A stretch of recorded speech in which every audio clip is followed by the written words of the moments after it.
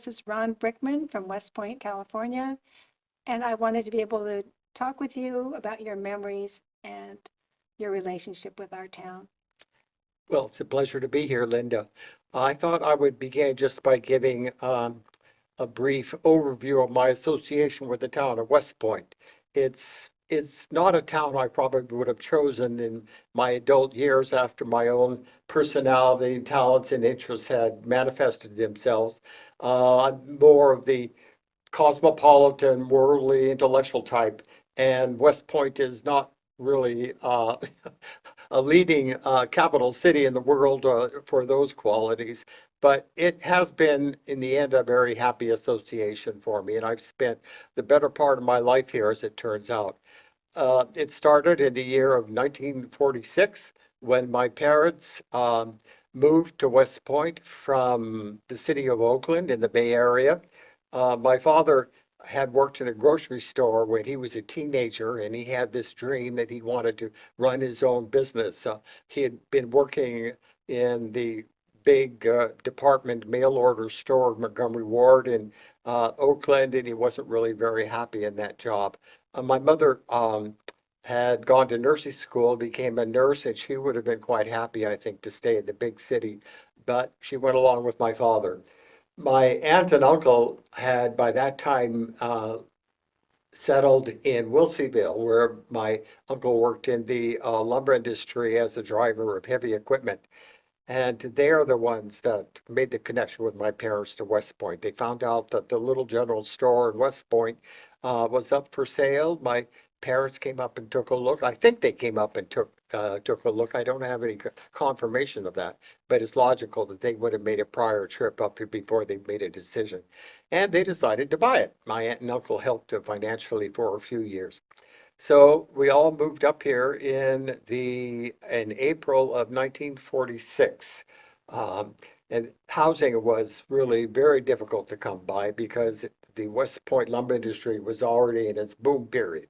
The school population had already increased exponentially, and housing was really hard to come by. So for the first year or so, we lived in rooms in the back of the store, which is still the oldest building in West Point. Yeah, say when that building went up. I believe it was the 1970s. It was called the Rufino Store, 1870s, excuse me. 18. 1870s, yes.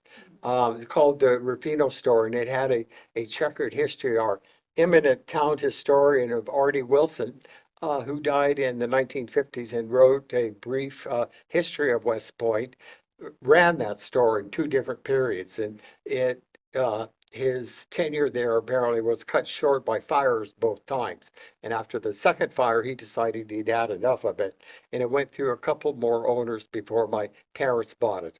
But now that building is composed of, it's adobe, isn't it? Yes, adobe walls with the iron doors and window covering still there. So that they're indestructible, really. So the frame of the building did survive these fires, and there hasn't been, I believe, a major catastrophe since. And the store's really not changed much in appearance since the time my father had it. Even the inside hasn't changed that much. Uh, my father from the very, and I think it was from the very beginning, at least very early on, installed a full meat market, you know. Believe it or not, West Point actually was able to support a meat market. That did survive my parents' ownership of the store for several years. Um, but so that disappeared. And on the other hand, some of the newer owners pushed the back of the store back into what had been storage rooms. So the surface space of the grocery store is about the same, with the exception of the adjoining structure that has stayed vacant now for many, many years, as long as I've been back in West Point. That That used to be the meat market. no, the meat market was actually in the body of the store. Oh, okay. Yeah, but later on, with later owners, they did put the meat market in there. But the more recent owners just shut that down, and they every once in a while I'd ask them about it. They had plans to do this, plans to do that, but nothing ever happened. So, and now unfortunately, the store is shuttered, and it's a loss to the community, both for historical purposes and we could use a market similar to what my father had. He really was a general store that provided uh, purchases in almost every department besides the usual run of groceries and the meat market. The adjoining space, which has been shut down for many years, and there was a breezeway ramp. You had to go up a few steps to get to that elevation, led to what was called the hardware store. Where you could buy, there wasn't lumber available. It's one thing that my father did not sell, but all the usual nails and screws and paint and that sort of thing were available. And until the lumberyard came in, probably in the 1950s across the street where the youth center is now, uh, it was really the only place in town where you could buy hardware. He also had an ice house and a barn.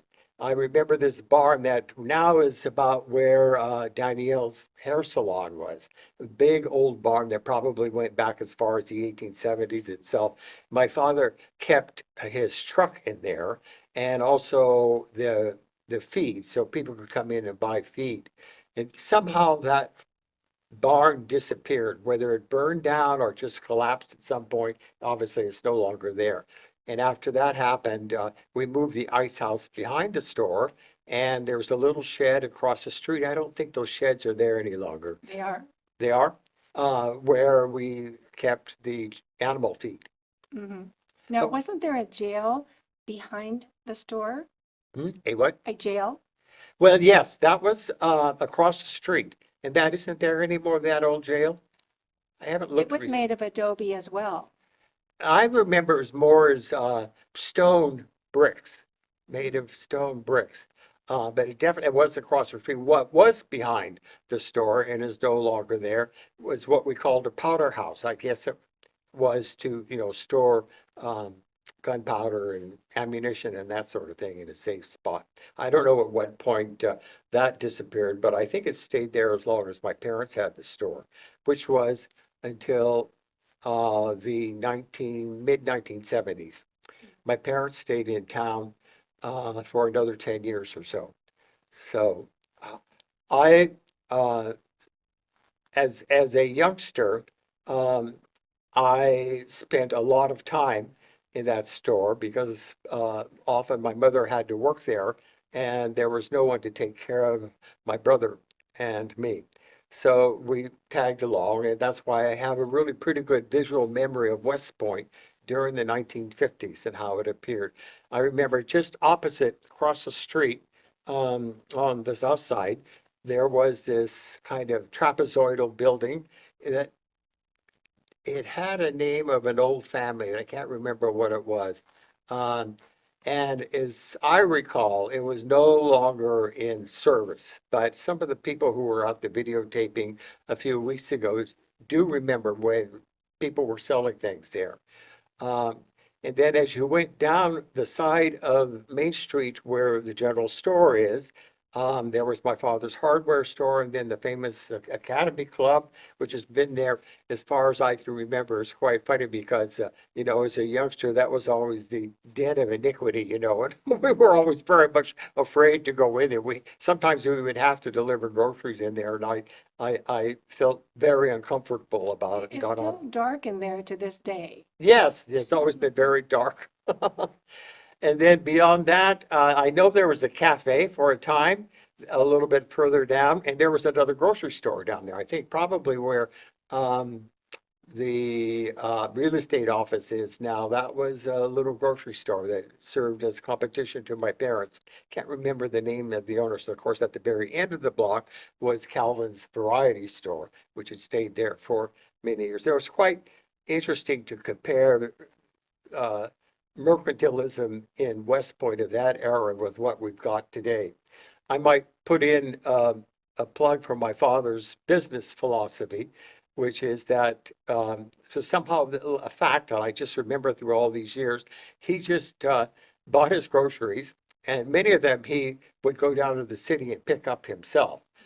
Even the boxed goods, but later on he had the boxed goods delivered, and he would just calculate a 20% markup for all of those, which, had to cover all of his overhead costs and any kind of profit that he got. So he didn't make very much, but he was very conscious of the fact that families didn't have much money in West Point, and he knew that he was in competition with them, even at that time, going to Jackson and other places to buy their groceries where they had a bigger choice. So he knew he couldn't overcharge. He had weekly specials that he was very good at printing, and he made these long signs on butcher paper that he hung one on the outside of the store, one on the inside of the store with his list of weekly specials. And those were very important to the town people. Actually, the town people could buy almost everything.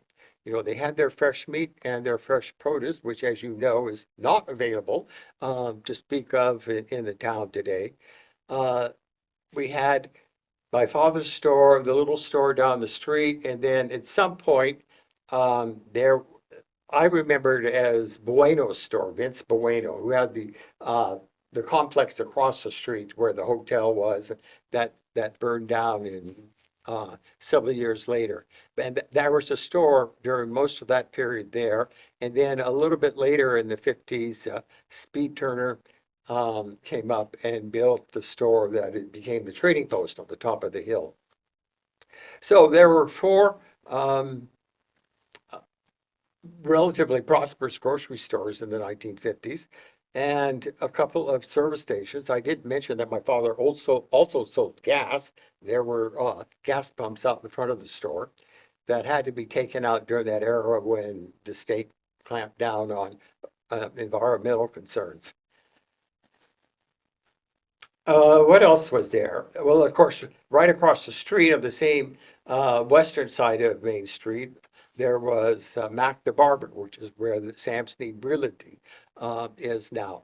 And of course, I have vivid memories of going there for my haircuts. And as we mentioned in the earlier videotaping, Mac was legendary for being the world's greatest talker. And he would stand there with his shears running all the time while all of us were waiting for our haircut, while he went on and on and on about his stories. It seemed like he couldn't do both at the same time. Yeah. So every time I go into that realty store, I remember those days. And that one of these days, I'm going to ask the current owner of that building to just put in a barbershop chair for old time's sake. I think it'd make a great decor. For sure. And the walls were plastered with Mac's fishing photos. He's a great fisherman. So I guess anything over 8 inches or so merited a photograph that he would plaster on the walls. So, well, anyway, getting back to my earliest years, I told this little anecdote in the interview I had with Linda about my book, is that we lived for a year and a half, I would guess. So I was no more than 3 when we moved out of there. And my mother just had to make do with a very makeshift kitchen and all the rest. Needless to say, she didn't have a lot of modern appliances. She certainly didn't have a toaster. So I have this image to this day, but maybe it's just a reconstruction of the story that I've, but for me, it's a real thing where my mother would sit me down in front of the oven of the stove and turn on the broiler, and she'd put in the bread for breakfast. And when the bread was just perfect, I would say, toast. And so she knew it was ready. She didn't have to keep her eyes on it. And it was all the more remarkable because everybody thought I was an idiot child because I wasn't talking. I just didn't have any reason to talk. But there I had a role to play, and I apparently did it quite well. And she found out, indeed, you could talk. I could finally talk, yes. Well, tell us about the schools there in West Point at the time. I'm sorry, the what? The schools. The schools, yes. Well, I can actually give you a little bit of history about West Point schools in case nobody else has done that. Because in researching the book that I recently published, that it includes a lot of this history of West Point and even goes earlier than my own residence there. I did do some research on West Point schools. Apparently, their first kind of official school was over in the Sandy Gulch area. And then there were scattered one-room schoolhouses around and about. There was one over in Bummerville, apparently, and also uh, in the old house on the property where I now live, which is just below the intersection of 26 and Main Street, below the historical marker, um, there was a teacher called Mr. Price who taught school in his living room. And he owned the property that I now own, some 25 acres, and he deeded over to the West Point School District a 2-acre plot just below where his house was. And that acreage was used to build a schoolhouse that served the community during the 80s and 90s and all the way up to 1933. So some of the old timers that I knew as a child went to school there, uh, including Artie Wilson. Then in 1933, uh, the school district moved the school up to where it is now. Of course, the school itself is not the current one, which is a modern version that came in much later, but the old schoolhouse that lasted until when? When was the new school built? 1980s or so, probably? Okay, I'm not sure. Yeah, yeah. But it was, the new school was there when you arrived, right? Mhm. Yeah. So anyway, I have fond memories of that old schoolhouse. There were only a couple of classrooms at first. And then it was probably in the 40s when the school population started to explode that the school board authorized the construction of the new classroom. So what were for me the fourth, the fifth, and the sixth grade classrooms were built in that second phase. And the earlier ones were on the other side, uh, the first and second grades. And then when I was about in the fourth grade, that would have been, let's say, 1951, they built the kindergarten, the old kindergarten building. I had very good teachers throughout my childhood there. Many generations of West Pointers had Mrs. Milligan for first grade. She was excellent. I still have fond memories of that classroom and learning to read under her supervision. I don't think my mother probably didn't have the time to teach me to read. I don't believe I knew how to read before I actually went to school. So when did you learn how to read? In the first grade, Okay. as I recall. I don't remember my mother ever teaching me, and she had been the only one. We had no preschool programs whatsoever. Um, but, I learned lickety-split the Dick and Jane stories. And I didn't seem to suffer. I do have a historical record of my first musical performance. I sang Rudolph the Red-Nosed Reindeer in the class's Christmas program. Unaccompanied, of course. A So, cappella. and it's just a delightful part of my background that I shared my school years with the same classmates all the way through. There was in my class there was Eileen Willard and Cheryl Rader, um, many others. Karen Weimers, Anna Lombardi, and we just went all the way through high school, and we still are in touch. Uh, the After the first grade of Mrs. Milligan, I had Mrs. Eichner. She wasn't in town quite as long, but she was a very fine teacher as well. And then Mrs. Blankenship, who was an institution, she'd been there for years and years and years, and for third grade. And then we had in the fourth grade Mrs. Bainey, who didn't stay too long, so didn't make much of a long-term impact. But the fifth grade was totally remarkable. It was the first time I had a man for a teacher. Maybe that was part of it. But this young man was called Mr. Lane, and he had just graduated from Berkeley. And he didn't even really have a completed teacher's credential. But I guess people were really scrambling to get teachers at that time. And so he was hired. And it was just a magical year, both for him and for all of the classmates. I stayed in touch with him let's say that I became reacquainted with him later in life when he moved back to California from Indiana after his wife died and he wanted to be closer to his daughter. So I saw him quite a lot during his last years. He died about 2 years ago in his 90s. He was only 12 or 13 years older than we were in the classroom and so enthusiastic. And he had this razor sharp memory of every kid in the classroom. And even in his 90s, he could recount all of these anecdotes. So you would have delighted to have known him. He was a film buff, and in later years, he actually hosted his own television program about old movies and things. And we put on a film.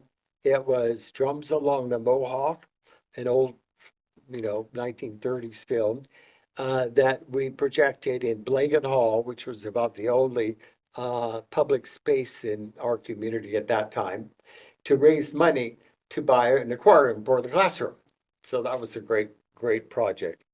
Also, at that same year, we had a new principal, Mr. Ager, and his wife Betty, and they had one child, uh, a boy, Nick, who just happened to be my age. And at that point, I really didn't have too many uh, male companions. Most of my companions, the ones who were sort of the brightest kids in the class, were tended to be girls. So I really connected with Nick because he was very smart and we were very compatible. And he lived just down the street from me on Bouvard Street. And I just adored his mother, who was a fine, fine woman and an excellent teacher. One thing about Mr. Ager, the principal, is that he was an accomplished musician. So did you ever know that West Point School had its own orchestra with violins and cellos and violas, string instruments? No. Yes, it was all the doing of Mr. Ager. And I have in my files a program of a county music festival down in San Andreas where he took all of his musical ensembles, the orchestra and the chorus, down and I accompanied the chorus in this county music program. It was quite an achievement.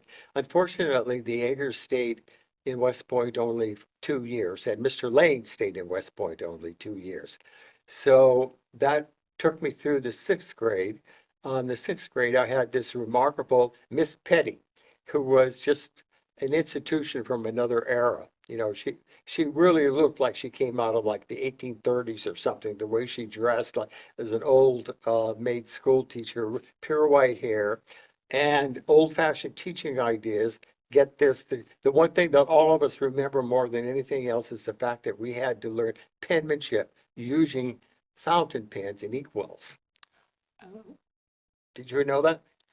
no, no. Yes. Any accidents? Oh, well, all the time. Yes, of course.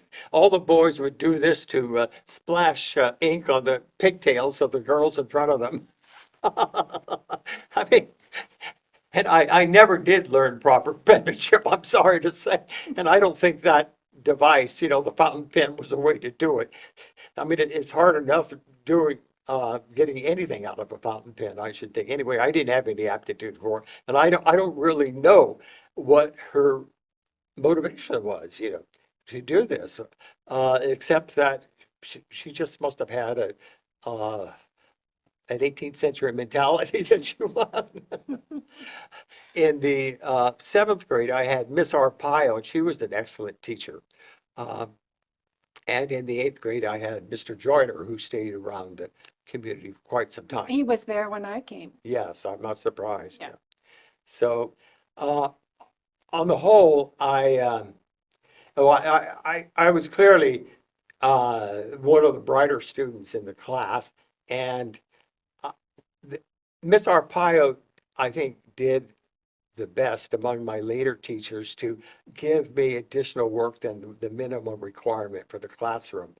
But Mr. Joyner really didn't, and I was just never so bored in all my life in getting through that year. I, don't- I spent all of my time reading these classic books and trying to get away with it. Also, uh, I was expected by my parents to help in the store as much as possible because we were not given assignments to uh, take money from customers. But while I was in grammar school, it was my job to go down and sweep the sidewalk in front of the store every day before school. And I've never been a really early riser. And by the time I got up, had breakfast, went down and swept the sidewalk and got to school, I was always late. So my quarterly report cards, that's one thing that Mr. Joyner did very fastidiously, was count my number of absentee, how many days I was late. So they were in the 60s and 70s, I think, for each report card. And I don't think I was penalized for that in any way. And my parents understood perfectly. And since I didn't have anything to do when I did get to the classroom, I couldn't really make a big effort to get there. When I entered school, my first year, my older brother was still in high school. He's 3 years older. And he had the job in the store that the store needed a young man around on Saturdays and also on Thursdays when the groceries delivered. You had to take them from the hardware store into the different storage rooms in the back. And then on Saturday, we would go back and take the canned goods, for example, out of their boxes and put them on shelves in the back and mark the price on them. And then during the week, the clerks in the morning, when there weren't any customers, would come back. They would write down the list of how many cans of corn they had to fill the space on the shelf inside the shopping area. And so that's the way the system worked. And then there was a buzzer system so that when we were needed out front, we would be buzzed and we had to go out to take out boxes of groceries. And I definitely remember, especially on Saturdays, that was the big shopping day. I would take box load and box load of groceries out, which is something you never see around town any longer. People buy one or two items and that's about it. Well, tell me, was there a judge that lived in West Point? A judge? Mhm. Yes, I think he was a real judge. That was Judge Henry. Some of the people who remember think he was a real judge. I think he was. I think he was more of a justice of the peace, though. Oh, Yeah. And his wife Pearl worked in our store for quite a long time. It's one of the nice things I remember about my store is that we had some really nice people working there as clerks. So one of my favorites was one of the first ones. That was Marguerite Cherney, and her husband worked in one of the mills. And they had one son, what was his name? Dave, I think. And all of the younger kids just thought he was a god. He was very capable, very athletic, very good looking. So we were quite smitten with him. And Marguerite was really one of the first. I've had this kind of lifelong fascination with older, intelligent women. And so she was one of the first. We were great buddies. One of the little anecdotes from that area that I tell in my book is talks about Kelly Huff. And he lived in the house that now is just right in front of the community garden behind the store. And his job was kind of what's the name of that? The English have uh, a name for a tradesman who goes around and kind of collects trash and old belongings. And I can't remember what their word for rag it. and bone man? Hmm? Rag and bone man? Could be, yeah. Anyway, that was his job. He would go around and he would get people's trash and then take it to the dumps, apparently. So since I was just always around, one day he invited me to go with him and help him. So I asked my parents. They said, "Well, we guess that'll be all right." So I spent quite more than an hour anyway, going around to these different homes. I remember uh, he had kind of an open air truck or pickup or tractor or something that we sat in to go around. I have uh, a vision of that in my head as I speak. And so at the end of that, he gave me a nickel to for my help. So I was thrilled, you know, it was the first time I'd ever earned any money. So I went up to the store to pick out my candy bar that I wanted to buy with it. And Mrs. Turney or my mother or somebody said, "Oh, that's not a real nickel. That's called a plug." Can you imagine this man um, uh, pulling a fast one on a 5-year-old kid like Oh, that? I got my revenge, though, in the book. I mention him by name and relate this anecdote. So, uh, tell me about some characters, West Point characters characters. that you remember. Oh, well,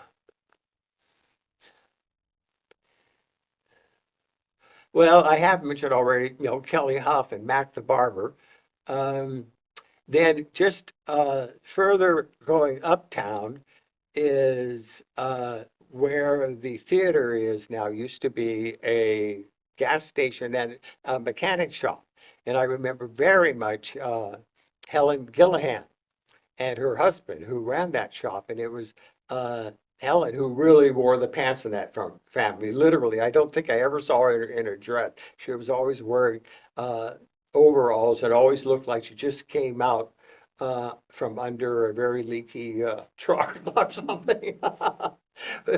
But she was very, very competent, really. So, and they made a living out of it. Um,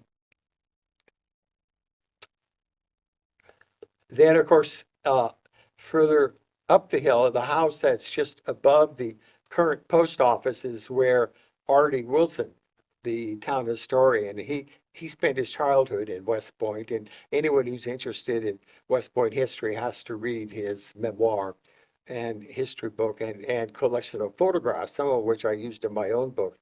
And I remember him as a child because trying to find something to do in the classroom under Miss Arpaio's supervision, I entered the County Historical Society essay contest.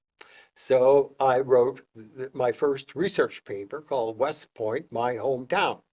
And I had my first interview with Artie Wilson. I went up and interviewed him in his living room in that house between the post office and the forestry station. So he was a great guy, and he had a deep, abiding love for West Point and never left.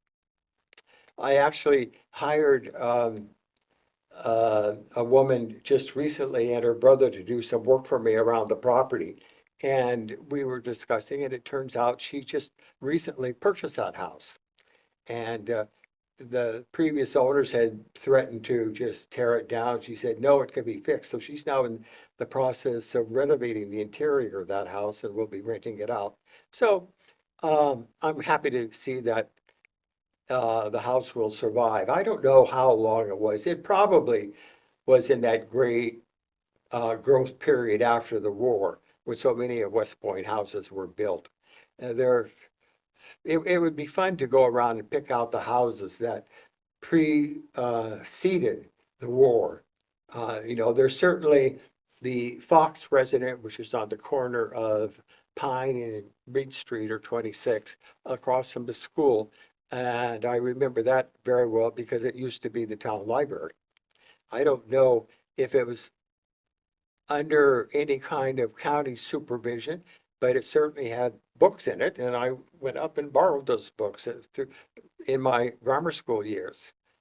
Um, there, the house across from my parents, where I spent most of my childhood on Bouvard Street, is one of the older ones around town. And I think that uh, I tend to get them mixed up. The two grandmothers. One lived across from the current school in that house, you know, where the apple orchard, and one of them was Sterling. And was it the other one Spink?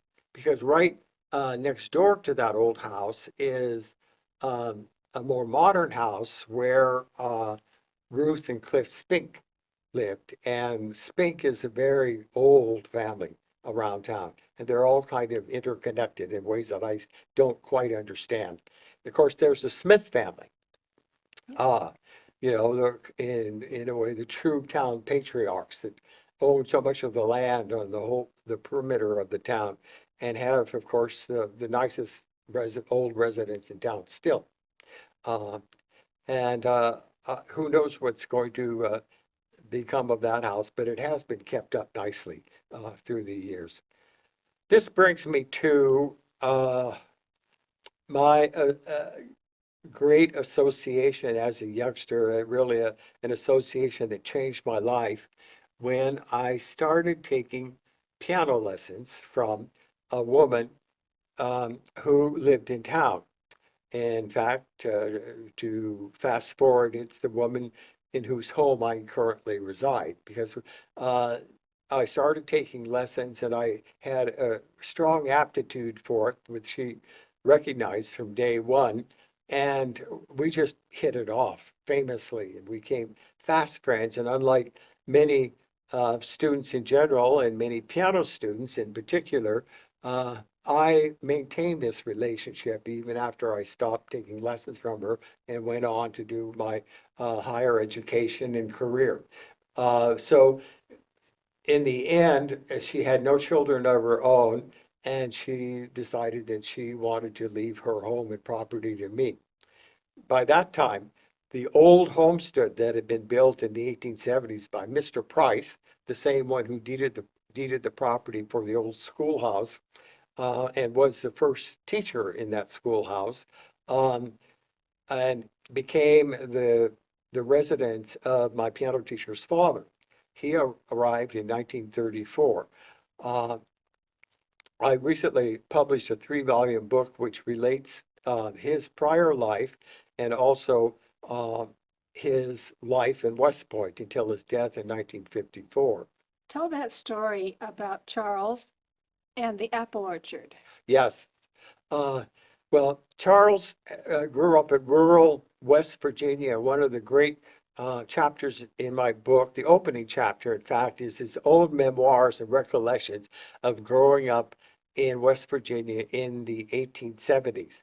And his father died, and his mother, we think, got a job as a domestic servant in some household where she couldn't bring her children. So Charles went to live with his grandfather. And he remembers from the ages of about 3 to 5 living with his grandfather and going on these nature walks. And his grandfather had a property with a lot of fruit and nut trees in it. And Charles already had a great aptitude under his grandfather's guidance of observing nature and being very much attuned with nature. So all of his life, uh, after he became a father and an educator, he dreamt of having his own farm. He went to Albania and founded a school, an American School of Vocational Arts. And one of his greatest achievements there was um, managing a school farm that his students would cultivate and run. And he would teach them English while they were doing so. So when he returned from Albania in 1933, he decided that that's what he wanted to do for his last years is have his own farm. And in particular, uh, he wanted to grow fruit trees.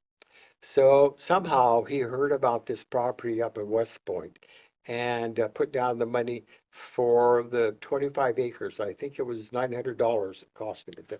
Oh, Yes. Um, and the property was just the same boundaries as now, with the orchard across the road going into town and the house on the other side of the road. So I asked Jerry Myers, who lived in the old schoolhouse after it became a rental. So it was just across the street from the orchard. If there were any apple trees on it as early as 1933, and Jerry said he thought there were a few, but they had run down. Well, I know for a fact that Mr. Price was an acclaimed horticulturalist and wrote monographs that are still available in the state archives. In fact, he's apparently the one who introduced the notion, which was the um, savior of the West Point walnut industry to graft the English walnut onto black walnut rootstock, without which, we couldn't grow walnuts in West Point. That was his idea, and he wrote a monograph on it. All right. Yeah. So Mr. Hollingshead came up, and it was his dream to create this orchard. And he he was already 65 years old when he arrived in West Point, and I don't know how he had the strength to clear out all the brush and fell the trees and all the rest of it, but he was just a total workhorse. Somehow he managed to do it. And as I mentioned to you in one of our earlier conversations, I only knew from the eulogy that an old friend of his made at his funeral in 1954 how he planted those trees and how he could, dig into that rock-bound earth, a hole deep enough to hold um, a, an apple tree. And in his eulogy, uh, Joe Kirk, the old friend and former pastor of the church, said that he did it by planting dynamite in the holes and exploding, exploding the dynamite out of it. And all of the townspeople, as they were driving by, said, "What is that old man doing in the orchard?" Now, are some of the trees that are there now, are they the ones that Charles planted? Some of them are still surviving, yes. When my piano teacher arrived, after resigning from her job in the U.S. State Department, she came to live with her father. She was in her mid-40s, and so she fell in love with the orchard. She did everything she could during her lifetime to keep it going, and it had its ups and downs depending on who was available to do the work. Sometimes she found people, at other times she didn't. Of course, the orchard is totally susceptible to the climate. In some years, we have a good crop, at other years we don't. Anyway, she lived with that for thick and thin, but the last 20 years or so of her life, her husband was too old to do much there, and they didn't really have enough money to hire anybody, so the orchard went into a period of decline. And I helped my teacher financially just for her everyday needs and really didn't have much extra to invest in the orchard, which seemed like, in any event, a long cause. But when she left me the property upon her death in 1983, I just made a promise to myself that I was going to rehabilitate that orchard, come what may. So I did put a lot of effort into the orchard. I cut out all the overgrowth. By that time, some pine trees had grown to be the height of skyscrapers. Cleared all of that out and tried to save as many trees as I could. I found this orchardist lived over in Glencoe, um, who came and he worked on my orchard for at least a full year. And we went over there and we sort of scraped down the old trees one by one and, of course, pruned them and tried to resurrect them. It probably would have been smarter if I just pulled them all out and started over again, which is what I had to end up doing anyway as they disappeared one by one. But I'm happy to say that there's still a few left. Uh, Probably in the 1960s or so, there was a right-of-way that was cut in to get to the properties to the east of the orchard, the few properties where there are houses there.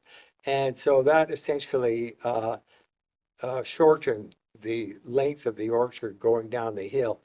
Uh, and when I decided to fence it in, I only fenced in the upper part. But below that easement is this little triangular piece of property that still belongs to the original orchard. And if you hurry, you might see at least one of the old trees still standing. It's mostly dead. And it's only there because I couldn't find anybody to cut it down. But recently I sold the orchard, and I think eventually the new owners will clean up that little piece of property. But those old trees would be almost 100 years old. Right. Yeah. But there are a few, the hardiest ones in the original orchard that are still there, just a few. And on the other side of the property, I think there are several trees that are that old. The chestnut trees, ironically, are the ones that seem to be the hardiest. I say ironically because there was this major blight of chestnuts in the 1950s or so. On the East Coast, there practically isn't a chestnut tree left.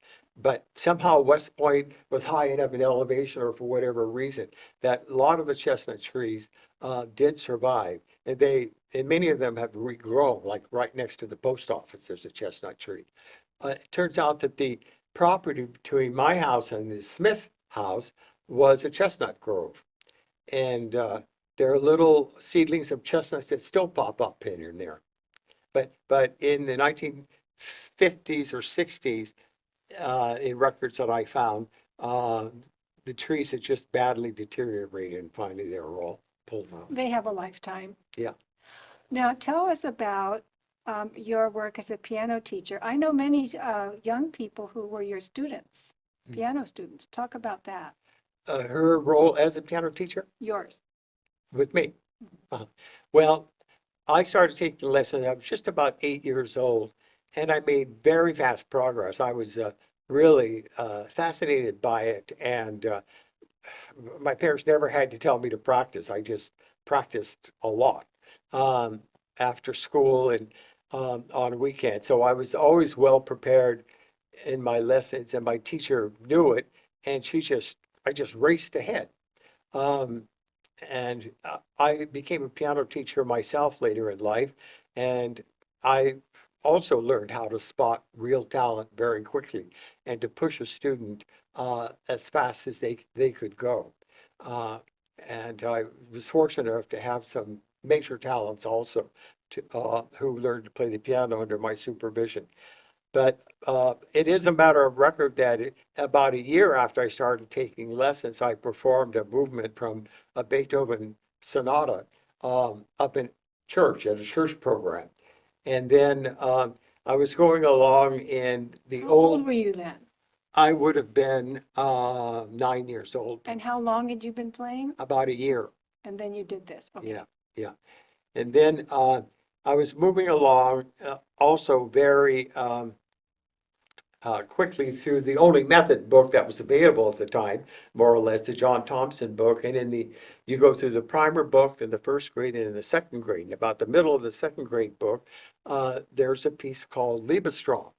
It's a famous classical piece by Franz Liszt. So I found the piece very beautiful. My teacher happened to mention that, oh, well, this is not the original, it's just a simplification of the original. The original is something that concert pianists learn to play when they're very advanced. And I insisted that I wanted to see the original. And I couldn't believe, I would never have done this as a piano teacher, but she did. Uh, she gave me the music and she said, go with it. Yeah, go for it. Do what you can with it. And so I started learning this piece, and I actually performed it in a recital about a year later. I mean, it was just extraordinarily difficult. Even today, I could barely play the piece.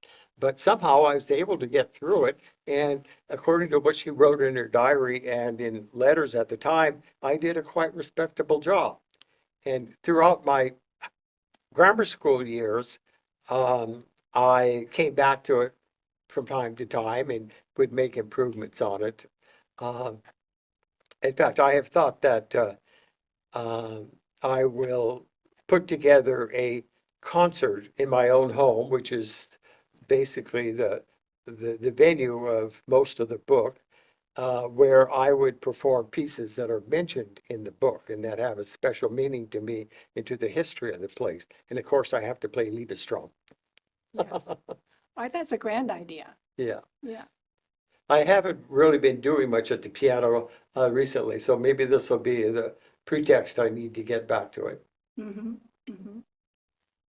Oh, I really should say, because you were fascinated by this, that the distinguishing fact about my teacher, other than that she was just a remarkable woman who inspired all of her students, and she was very good at understanding each student's personality and how the underlying personality would shape the child's performance at the piano. And there are lots of anecdotes in the book that relate her particular aptitude to do that as a teacher. But her other aptitude is that she was always uh, very amused and clever in writing skits. She started that when she was in college. And when she uh, started teaching piano, it didn't take her very long when she decided that she wanted her students to offer more than just one recital piece after the other when they performed. So she started writing these skits. And this was in the heyday of my association with the studio. And I was in the very first skit, which is called What is Harmony? It was kind of a little dialogue between me and another student as I, the teacher, tried to explain to the younger student what the concept of harmony is. Uh, and then this idea of combining skits and comedy and drama with the students' recital pieces developed further and further, where she would write full-length stories and plots with dialogue that the children would act out. And then at critical points in the scenario, the child would go and perform his or her piano pieces at the piano. And the culminating event was a production of Cinderella. Happened as about 1958, and at that time there was a family from Europe that was living in the home of my piano teacher. And the stepfather was Albanian and the mother was Austrian. And the mother in particular was very talented as a seamstress. So she made the costumes and, provided the refreshments. But mainly she liberated my piano teacher from all the domestic housekeeping duties. She didn't have to cook dinner and all the rest of it because Osvalda did that. So Bim, my teacher, had plenty of time to devote herself to her students, and she put on this production of Cinderella. And I didn't, for the first time, I didn't have a speaking part, but I was one of two pieces, members of the orchestra.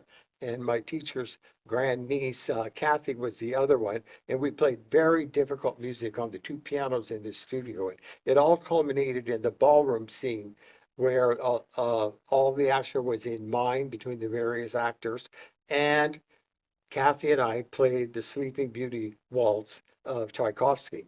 And it was just a great event. And I mentioned to you that I'd like to try to develop that into a movie. I think it'd be a very inspiring movie Mm, if we could bring that to life, that whole experience. right, yeah. Well, you have a lot of plans going on. You have your book and In the Shadow of Blue Mountain, and it's a lovely history of a family in West Point. So that's very nice. And you have ideas for screenplays and some other things going on. So what else is up? Well, I during, so I went off to Stanford University in 1962, and I was a good student. I went on to MIT and got a doctorate in political science. I had a career in Europe and in Washington and a few other universities. And I did consulting work for various national and international agencies. But after my piano teacher died in 1983, um, I and left her home and property to me. Really, this is where my heart was. And I stuck it out in my career elsewhere for another 8 years or so. And then I finally decided, to heck with it, I'm going back to West Point and see what happens. I had no idea what I would do once I got here, but I'd saved up some money. And there were so many things I wanted to do to the house and the property to make it livable. Um, that I just said, I'll just tough it out. Since I didn't have a family of my own or other responsibilities, I also benefited from some inheritances various members of the family left me. So I survived, and I'd never given any thought whatsoever either to becoming an apple grower or a piano teacher, but that's what I became. Um, I learned how to grow apples a little bit anyway, And I turned out I had a very good aptitude to be a piano teacher. I couldn't do like my piano teacher did, just stay at home and have the students come to her. There weren't enough students in West Point who were interested in taking piano. Times had really changed. But if I went from different towns, town to town, I was able to get enough students to make a living. You know, it helped that the homeschool movement had developed, so a lot of children were available during the daytime.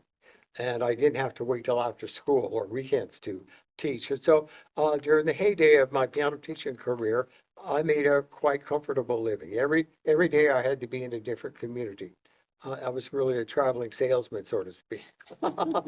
But I didn't mind it. It was enjoyable. I enjoyed teaching and interacting with young people. And like my piano teacher, it's fascinating to see how every child's approach to the piano varies, and they have special needs and problems that have to be solved. So that's how I managed to survive until the present.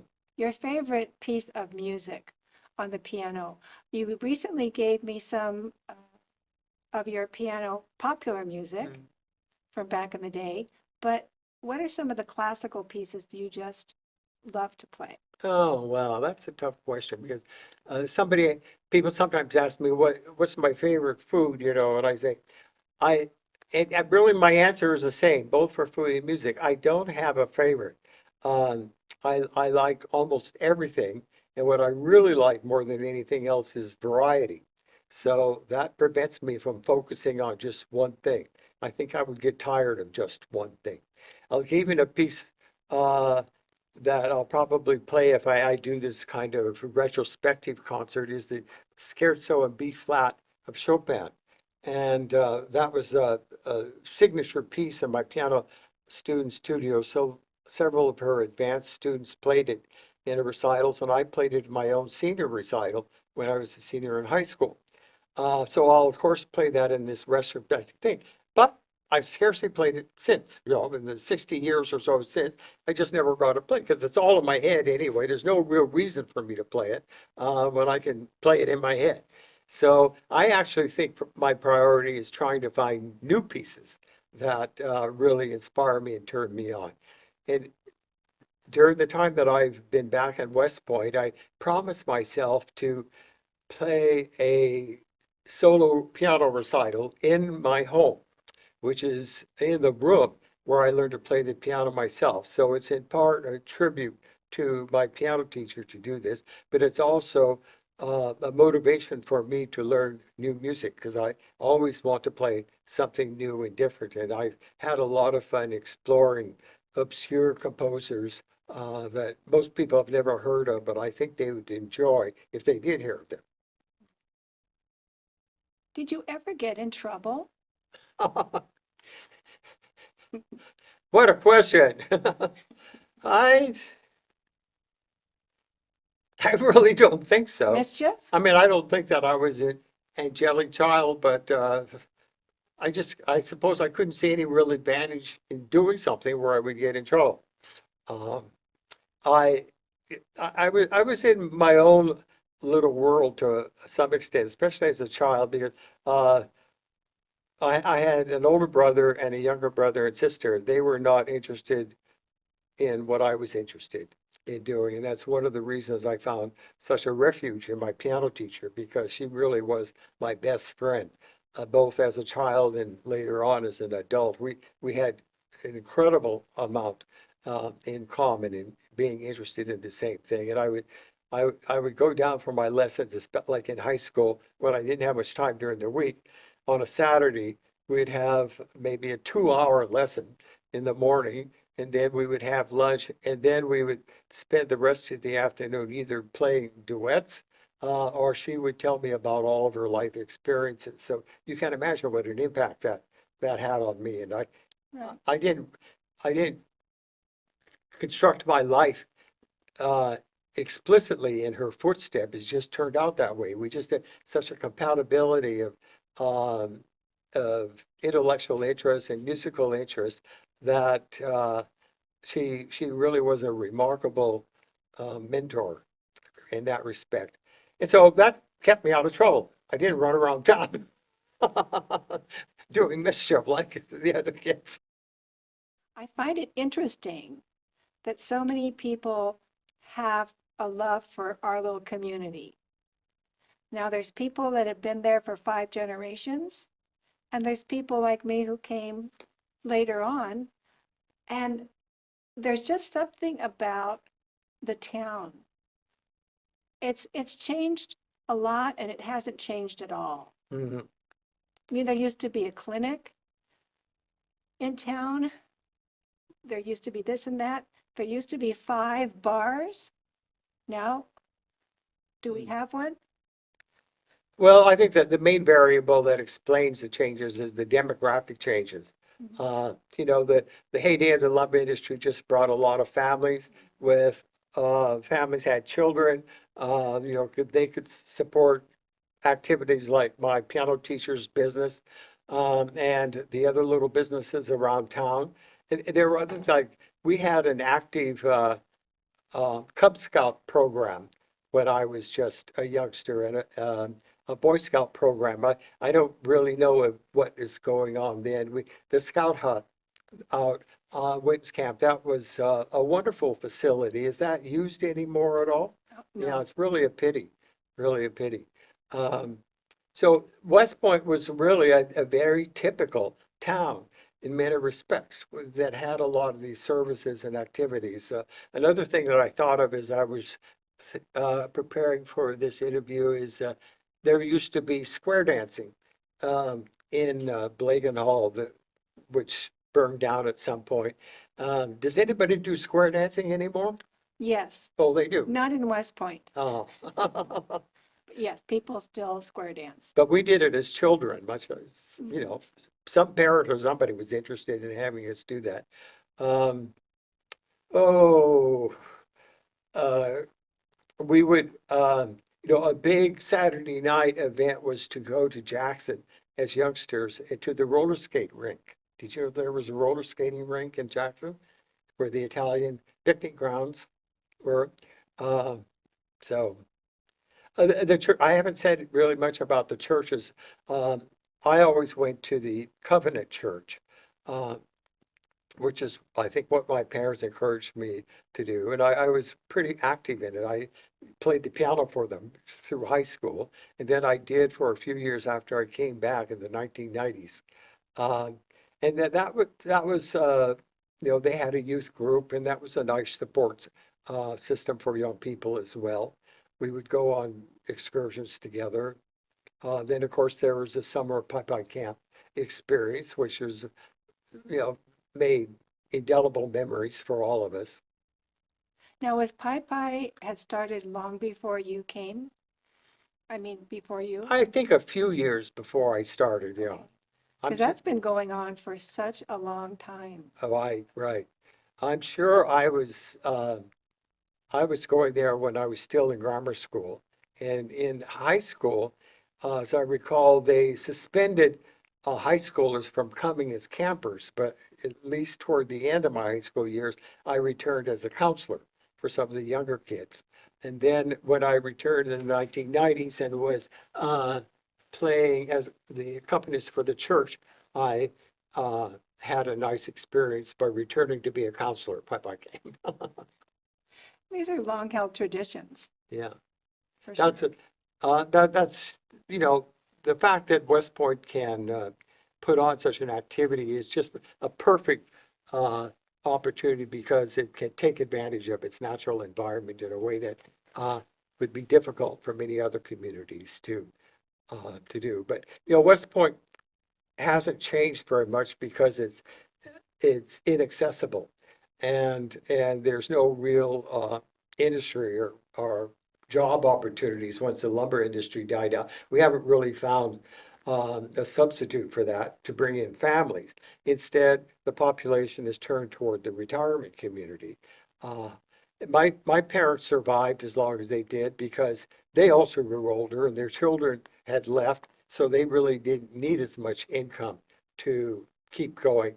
And it was just as well that they weren't as busy to keep the business going. Uh, but